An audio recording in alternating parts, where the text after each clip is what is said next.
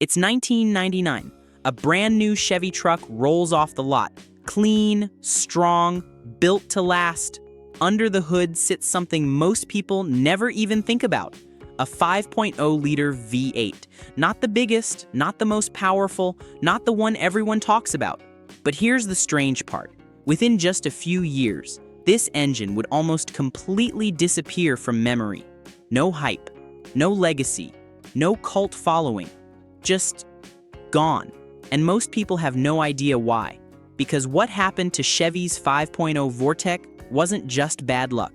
It was a quiet collapse, hidden behind one of the most successful truck platforms ever built. And what you're about to hear is the real story. To understand how this engine vanished, you have to go back to the late 1990s. Chevrolet was dominating the truck market. The GMT 400 platform had already proven itself. And now GM was rolling out the next generation, the GMT 800. Bigger, more refined, more modern. This was peak American truck building. Ford was pushing the F-150 hard. Dodge had the Ram with its bold styling. But Chevy? Chevy had momentum. They had brand loyalty. They had fleet contracts locked down across the country. Municipalities trusted them. Construction companies bought them by the dozen. Ranchers swore by them. And under the hood, they had choices. The headline engine was the 5.3-liter Vortec. More power, more torque, new LS-based architecture. It was the future. But sitting quietly below it was the 5.0-liter Vortec 5000. On paper, it didn't look weak. Not at all. It was a 305 cubic inch V8 with a 3.736-inch bore and a 3.48-inch stroke. Compression ratio sat around 9.4.1. It produced about 230 horsepower and 285 lb-ft of torque. Respectable numbers for the time, enough to move a full-size truck without feeling slow. For the average buyer hauling lumber on weekends or towing a boat to the lake, those numbers worked just fine. And it wasn't some outdated relic either. This engine had Vortec cylinder heads, improved airflow, better combustion efficiency.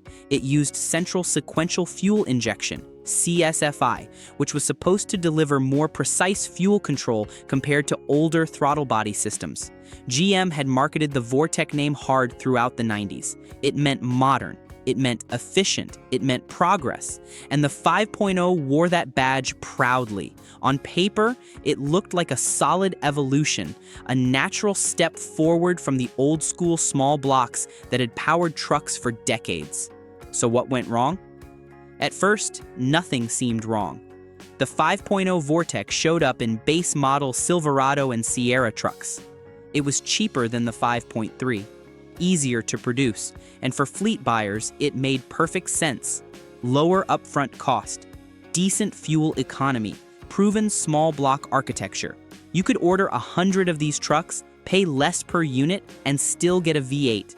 That mattered, especially when you were budgeting for an entire municipal fleet or a construction company with tight margins. But then something started happening.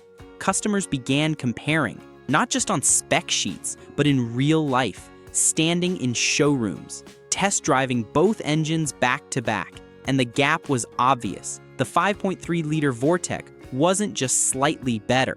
It was in another league. With a 3.78-inch bore and 3.62-inch stroke, the 5.3 pushed out around 270 horsepower and 315 lb-ft of torque in early versions. That's a 40 horsepower jump, and 30 lb-ft more torque. But numbers don't tell the full story. The 5.3 had better throttle response. It revved smoother. It pulled harder at highway speeds. Merging onto the highway felt effortless. Passing on two-lane roads didn't require planning ahead. It just worked. And most importantly, it felt modern, because it was. It was based on GM's new LS architecture. Lighter, stronger, more efficient. Deep skirt block, 6-bolt main caps, coil near plug ignition. This wasn't just an upgrade. This was a complete redesign from the ground up. The LS platform would go on to become legendary. Swapped into everything from muscle cars to drift builds to rock crawlers, it was that good. Meanwhile, the 5.0 was still rooted in the old small block Chevy design. Reliable, yes, but aging. It was based on technology that traced back decades. the same basic architecture that powered Camaros in the 80s and trucks in the 70s. Sure, it had been updated, refined, improved, but fundamentally, it was still an old design trying to keep up. And buyers noticed. Word spread quickly. Online forums started popping up. Truck enthusiasts shared experiences. The consensus became clear. If you're buying new, just get the 5.3. But there was a deeper problem, one that most people didn't see coming. The fuel system.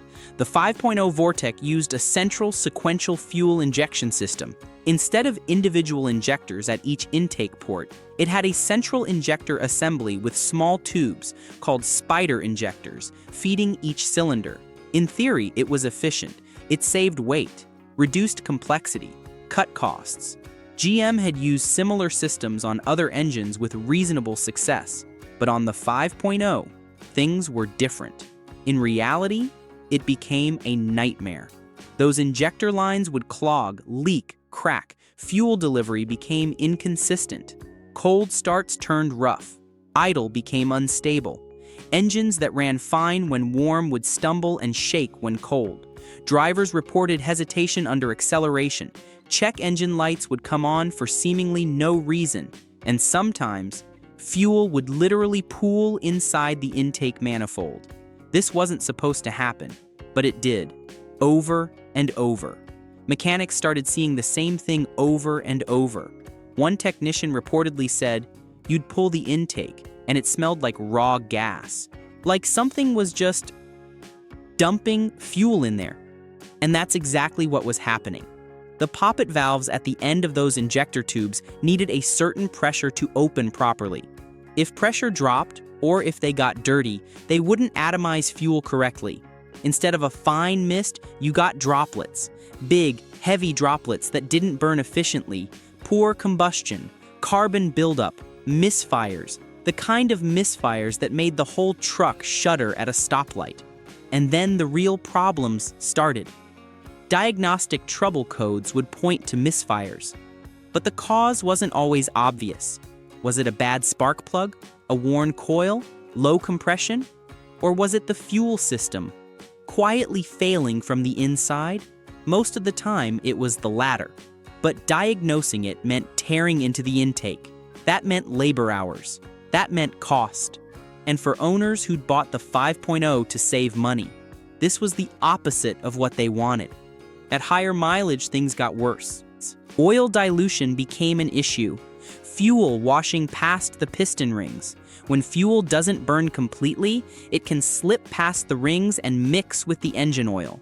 That thins the oil, reduces its ability to protect. Cylinder walls losing lubrication. Over time, that meant increased wear. Lower compression, reduced engine life.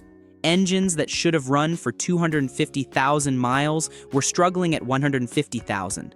Not all of them, but enough. Enough to create a reputation.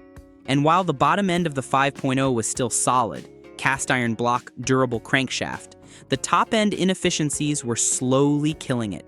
You could rebuild the top end, replace the spider injectors with upgraded units.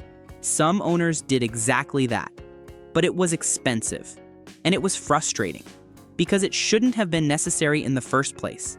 Meanwhile, the 5.3 had none of these issues. It used true multi-port fuel injection. Clean, precise, reliable. Each cylinder got its own injector, mounted right at the intake port. Fuel delivery was direct, immediate, consistent. No mysterious misfires, no fuel pooling, no oil dilution, just smooth, predictable power.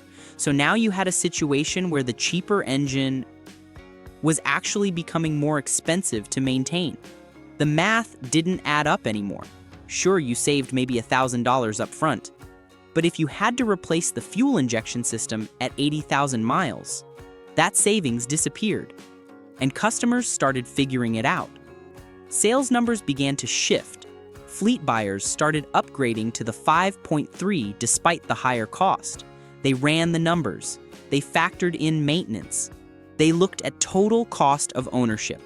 And the 5.3 won every time. Private buyers didn't even consider the 5.0. Why would you? For a small price difference, you got more power, better reliability, and a more advanced engine. You got an engine that would last, that would hold its value, that wouldn't leave you stranded. The 5.0 suddenly felt like a compromise. Not a smart budget choice, a compromise. And in the automotive world, compromises don't survive long, especially not when the alternative is sitting right there on the same showroom floor. But here's where things get really interesting. The 5.0 Vortec wasn't a bad engine. In fact, in many ways, it was incredibly durable. The block could handle high mileage. 200,000 miles wasn't unusual with proper maintenance. Some owners reported going well beyond that. The bottom end was nearly bulletproof. Forged internals in some variants, strong main caps, good oiling system.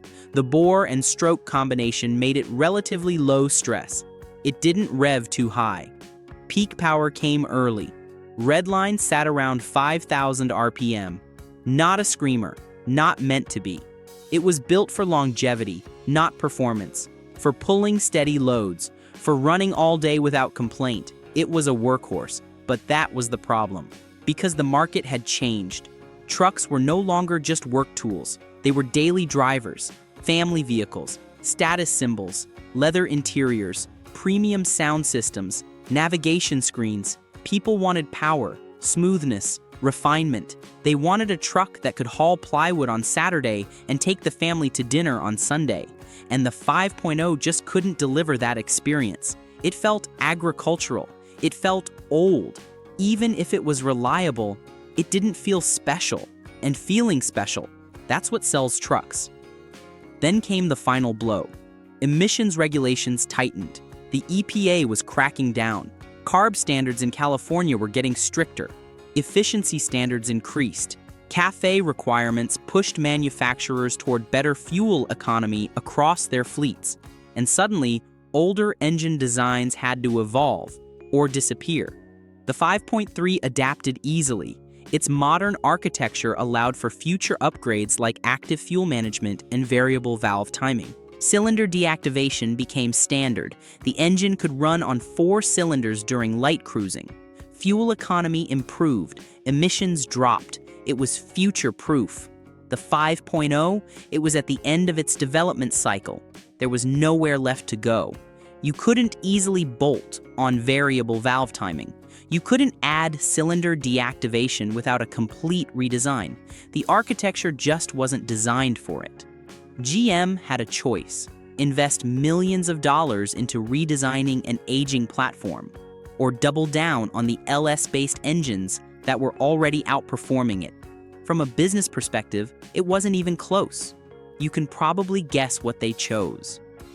By the early 2000s, the 5.0 Vortec was quietly phased out. No dramatic announcement, no farewell edition, no collector models, just gone.